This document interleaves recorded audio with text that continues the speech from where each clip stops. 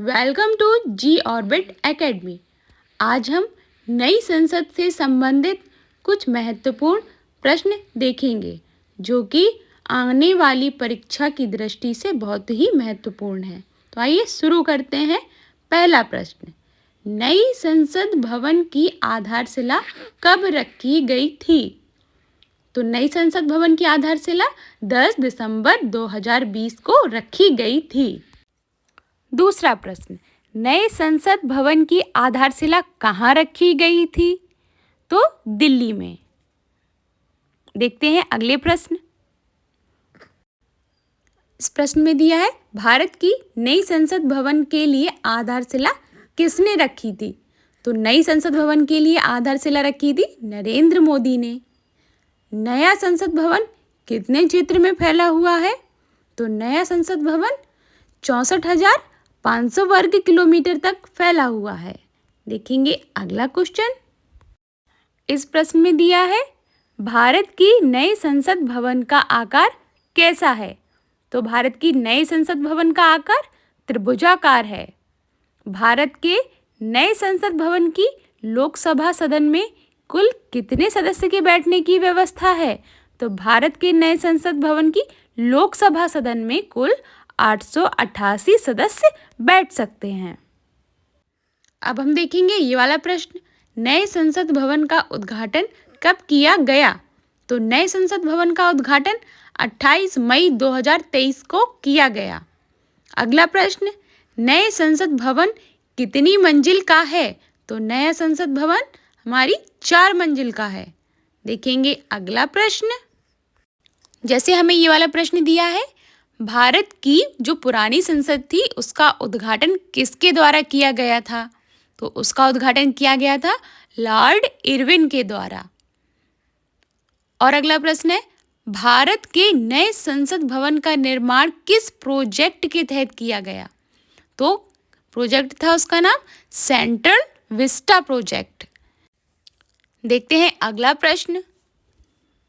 इस प्रश्न में दिया गया है, भारत के नए संसद भवन की निर्माता कंपनी कौन है? तो नए संसद भवन की निर्माता कंपनी है टाटा प्रोजेक्ट लिमिटेड।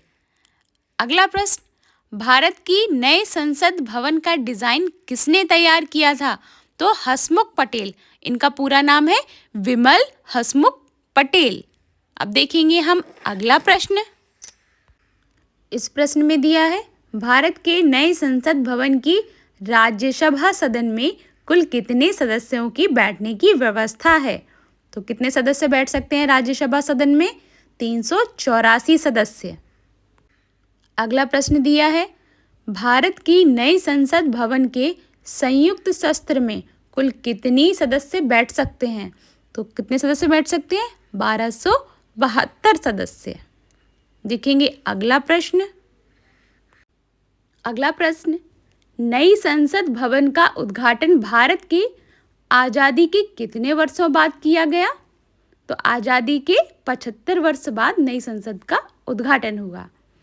भारत की जो पुरानी संसद भवन का डिज़ाइन किसने तैयार किया था?